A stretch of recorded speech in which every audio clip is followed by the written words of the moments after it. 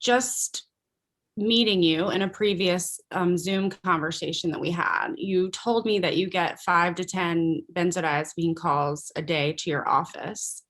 And also in your bio, it says that you've been tapering people for decades. So how did you become one of the physicians that knows about benzodiazepines and the problems that come along with them? Were you taught that in your schooling, or was it something on your own? So, great question. I went to Georgetown for medical school and wasn't taught a single class, not even a single paragraph about benzodiazepines.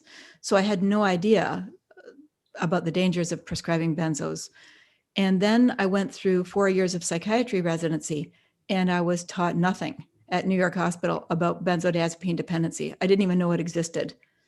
And I went into addiction fellowship to work with alcoholics and people addicted to cocaine, because in the 90s, that's pretty much the predominant addictions.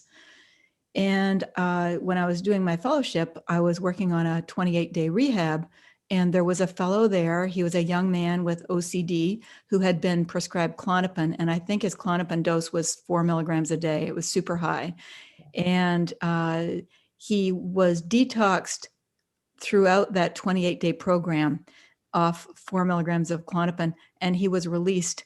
And the day he was discharged, he had a seizure, a grand mal seizure in the lobby of the rehab.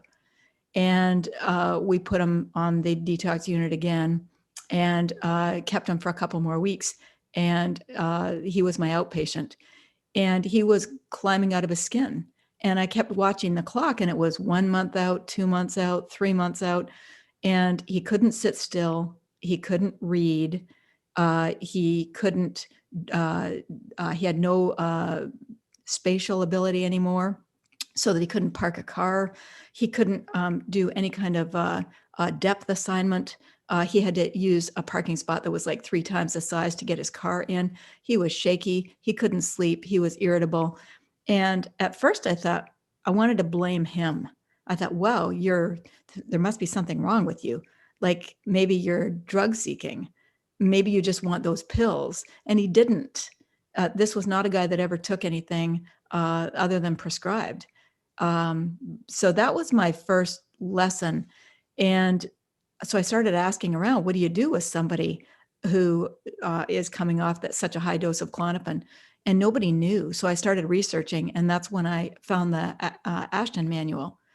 And the Ashton manual suggested to do a long, slow Valium taper. So for the next couple of patients that came along, I'd say, look, okay, I know you're on a high dose of Klonopin, you're taking a lot of Ativan. I know you're scared. We're going to do this very, very slowly, and we're going to use a Valium taper, and we'll do it together. And that gives the patient some kind of confidence. But I've done this, everything I've done has been scary throughout my career. I did not know this was going to work. I didn't know Dr. Ashton. I was reading it out of a manual because nothing else was working, right? Mm-hmm. And it worked. I was amazed. And it was a learning curve, though, because in the beginning I used to take like Cochrane Review. That's a review of psychiatric literature where they take as many studies to do with benzodiazepines as possible, and then they review the articles and come up with a conclusion. And what they were basically saying is, you can cut the Klonopin dose in half. That's your first cut, or you can cut it by 25%, and then you can go down, 15 to 25% every week or 2 weeks. And that didn't work. That was way too fast. So it's been pretty much the gold standard is the Ashton manual. It works. Yeah.